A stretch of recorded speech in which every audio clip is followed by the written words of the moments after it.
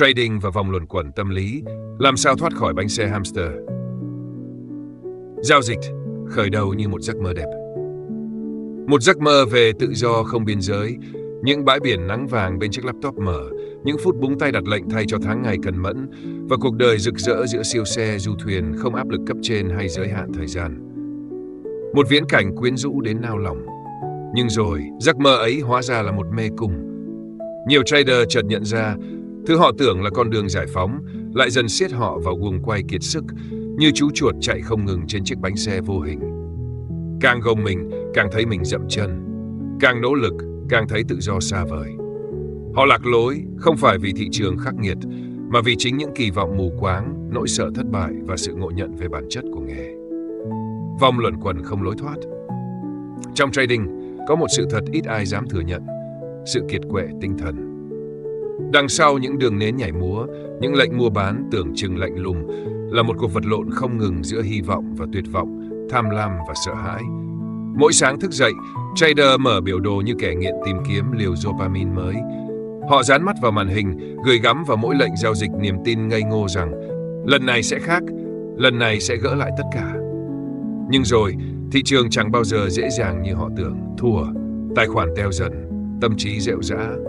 Và thế là họ lại nạp tiền, lại đặt lệnh, lại hy vọng, chỉ để rồi thêm một lần nữa bị nghiền nát bởi chính kỳ vọng của mình. Chiếc bánh xe hamster đã bắt đầu quay, và những con người từng mơ về tự do tài chính giờ đây lại trở thành nô lệ cho chính sự bế tắc của mình. Trận chiến thực sự không phải thị trường mà là chính mình. Người ta cứ nghĩ trading là cuộc chiến giữa chiến lược và thị trường, nhưng thực ra kẻ thù lớn nhất luôn nằm trong tâm trí. Không chấp nhận thua lỗ, ta gồng lệnh đến khi tài khoản cháy sạch.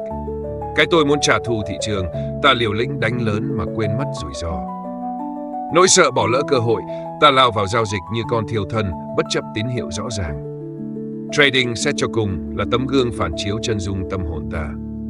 Nó phơi bày lòng tham vô đáy, nỗi sợ thất bại, sự bất an và cả sự thiếu kiên nhẫn, những thứ mà ngoài đời ta có thể che giấu, nhưng trước thị trường không thể giả dối.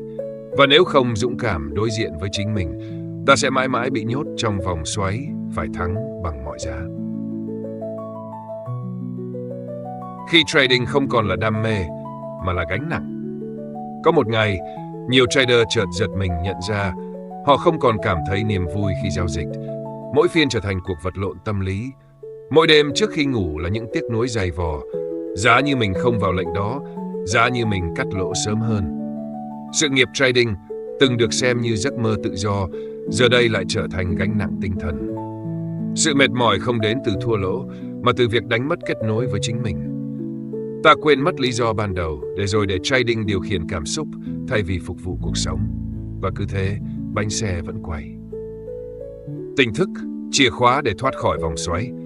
Liệu có thể thoát khỏi vòng luẩn quẩn này? Có, nhưng không phải bằng một chiến lược mới, một chỉ báo thần thánh hay một bí kíp nào đó, mà bằng sự tỉnh thức. Tỉnh thức là nhận ra mình đang giao dịch trong trạng thái vô thức, bị dẫn dắt bởi cảm xúc nhất thời. Tỉnh thức là biết dừng lại khi cần, lắng nghe cơ thể và tâm trí thay vì cố gắng đấu với thị trường. Tỉnh thức là hiểu rằng trading không phải tất cả, thua lỗ không định nghĩa giá trị của bạn. Tài khoản chỉ là con số, nhưng sự bình an trong tâm hồn mới là thứ đáng trân trọng. Hành trình trở về với sự tĩnh tâm.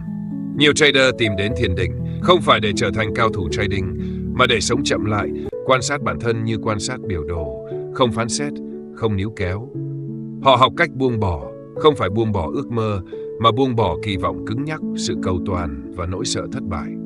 Họ trade ít hơn, nhưng chất lượng hơn. Họ chấp nhận thua lỗ như một phần tất yếu. Họ không còn đuổi theo tiền, mà để tiền tự đến như hệ quả của sự điềm tĩnh và kỷ luật. Và khi đó, trading không còn là vòng xoáy mệt mỏi, mà trở thành một nghệ thuật, một cách rèn luyện bản thân, một con đường khám phá chính mình. Lời cuối, bạn không cô đơn. Nếu bạn đang mệt mỏi với trading, hãy nhớ rằng bạn không một mình. Hãy dừng lại, hít thở sâu và tự hỏi, mình còn trade vì điều gì? Nếu câu trả lời là sợ hãi, áp lực hay mong muốn gỡ gạc, có lẽ đã đến lúc cho mình một khoảng lặng. Bạn không cần phải luôn đúng, không cần phải thắng liên tục, và càng không cần chứng minh điều gì với ai. Chiến thắng thực sự không nằm ở số dư tài khoản, mà ở việc bạn có thể sống trọn vẹn, bình an và tự do, ngay cả khi thị trường không như ý. Trading là một hành trình, không phải cuộc đua. Và trên hành trình đó, điều quý giá nhất không phải lợi nhuận, mà là sự trưởng thành trong tâm hồn. Chiếc bánh xe hamster vẫn sẽ quay, nhưng bạn có thể chọn không chạy theo nó nữa.